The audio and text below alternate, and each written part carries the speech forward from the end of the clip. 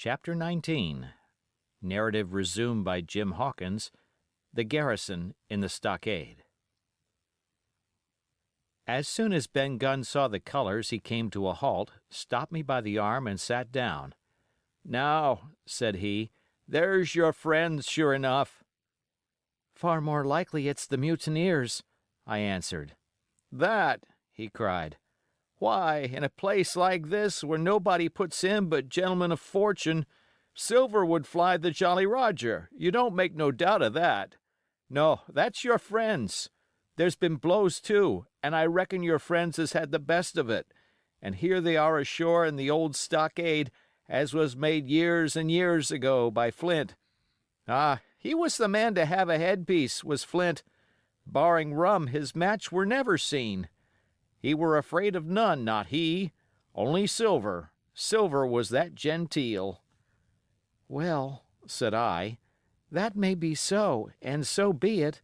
All the more reason that I should hurry on and join my friends." "Nay, mate," returned Ben, "not you. You're a good boy, or I'm mistook. But you're only a boy, all told. Now, Ben Gunn is fly. Rum wouldn't bring me there where you're going. Not rum wouldn't, till I see you're born gentleman and gets it on his word of honor. And you won't forget my words. A precious sight, that's what you'll say, a precious sight more confidence. And then nips him." And he pinched me the third time with the same air of cleverness. "And when Ben Gunn is wanted, you know where to find him, Jim. Just where you found him today. And him that comes is to have a white thing in his hand, and he's to come alone. Oh, and you'll say this, 'Ben Gunn,' says you, 'has reasons of his own.'" "Well," said I believe I understand. You have something to propose, and you wish to see the squire or the doctor, and you're to be found where I found you. Is that all?" "And when, says you?" he added. "Why, from about noon observation to about 6 bells." "Good," said I. "And now, may I go?" "You won't forget?" he inquired anxiously. "Precious sight, and reasons of his own, says you. Reasons of his own, that's the mainstay, as between man and man. Well, then," still holding me, "I reckon you can go, Jim. And, Jim, if you was to see silver, you wouldn't go for to sell Ben Gunn? Wild horses wouldn't draw it from you. No, says you. And if them pirates camp ashore, Jim, what would you say but there be widders in the mornin'?" Here he was interrupted by a loud report, and a cannonball came tearing through the trees and pitched in the sand not 100 yards from where we two were talking. The next moment each of us had taken to his heels in a different direction. For a good hour to come, frequent reports shook the island, and balls kept crashing through the woods. I moved from hiding place to hiding place, always pursued, or so it seemed to me, by these terrifying missiles. But towards the end of the bombardment, though still I durst not venture in the direction of the stockade, where the balls fell oftenest, I had begun, in a manner, to pluck up my heart again, and after a long detour to the east, crept down among the shoreside trees. The sun had just set. The sea breeze was rustling and tumbling in the woods, and ruffling the gray surface of the anchorage. The tide, too, was far out, and great tracts of sand lay uncovered. The air, after the heat of the day, chilled me through my jacket. The Hispaniola still lay where she had anchored, but, sure enough, there was the Jolly Roger, the black flag of piracy, flying from her peak. Even as I looked, there came another red flash and another report that sent the echoes clattering, and one more round shot whistled through the air. It was the last of the cannonade. I lay for some time watching the bustle which succeeded the attack. Men were demolishing something with axes on the beach near the stockade, the poor jolly boat, I afterwards discovered. Away near the mouth of the river, a great fire was glowing among the trees, and between that point and the ship, one of the gigs kept coming and going. The men, whom I had seen so gloomy, shouting at the oars like children. but there was a sound in their voices which suggested rum. At length I thought I might return towards the stockade. I was pretty far down on the low sandy spit that encloses the anchorage to the east, and is joined at half water to Skeleton Island, and now as I rose to my feet, I saw, some distance further down the spit, and rising from among low bushes, an isolated rock, pretty high, and peculiarly white in color.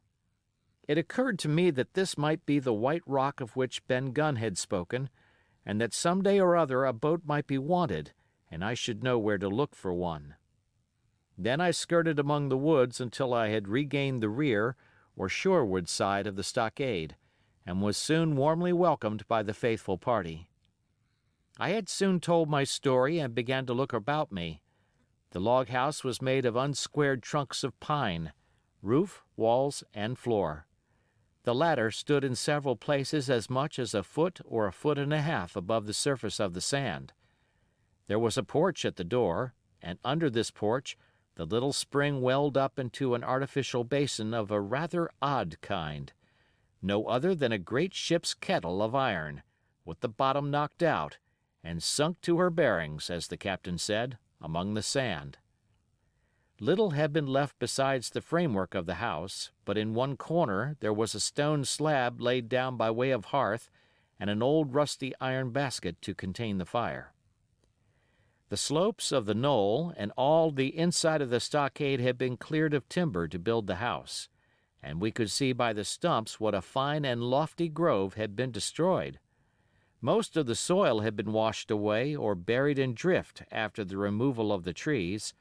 Only where the streamlet ran down from the kettle a thick bed of moss and some ferns and little creeping bushes were still green among the sand.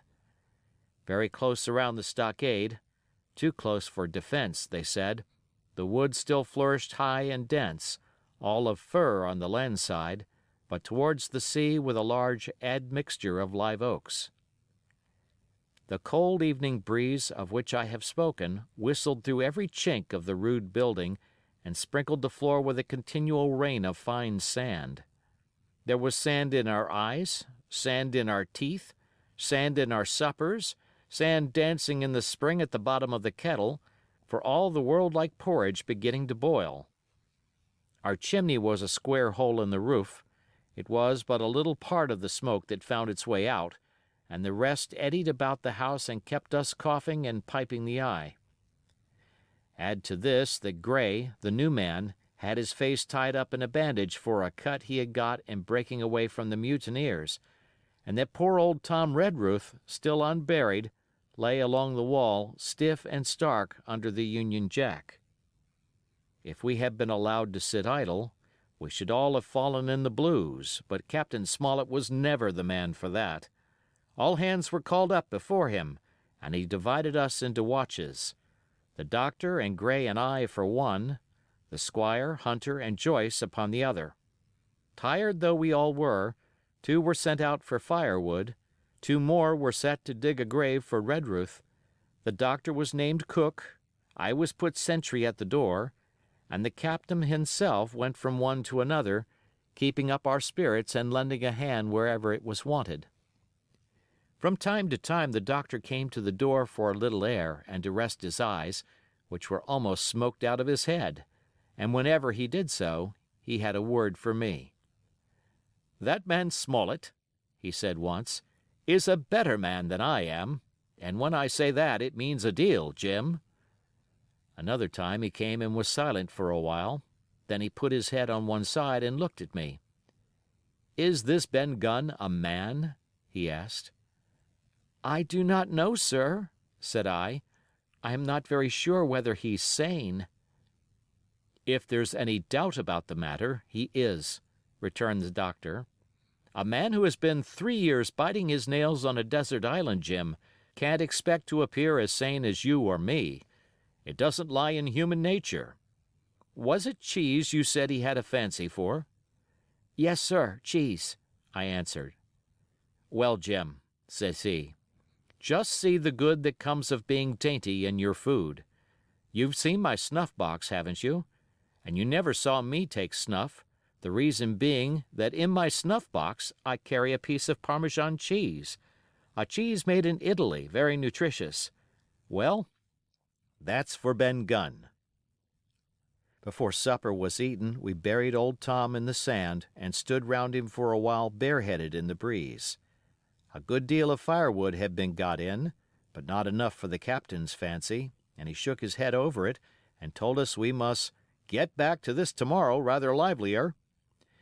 Then, when we had eaten our pork and each had a good stiff glass of brandy grog, the three chiefs got together in a corner to discuss our prospects. It appears they were at their wits' end what to do, the stores being so low that we must have been starved into surrender long before help came. But our best hope, it was decided, was to kill off the buccaneers until they either hauled down their flag or ran away with the Hispaniola. From 19 they were already reduced to 15, 2 others were wounded, and one at least, the man shot beside the gun, severely wounded, if he were not dead.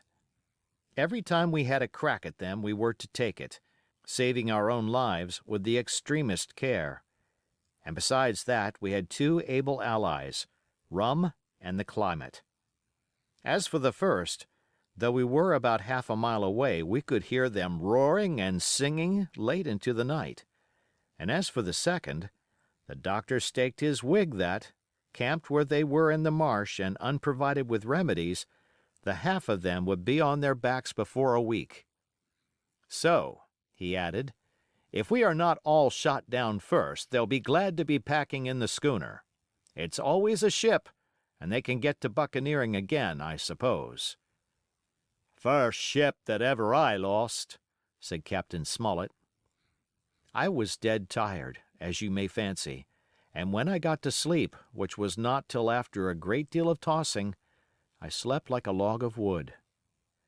The rest had been long up and had already breakfasted and increased the pile of firewood by about half as much again when I was wakened by a bustle and the sound of voices. "Flag of truce!" I heard someone say, and then, immediately after, with a cry of surprise, "Silver himself!" And at that, up I jumped and, rubbing my eyes, ran to a loophole in the wall. End of chapter.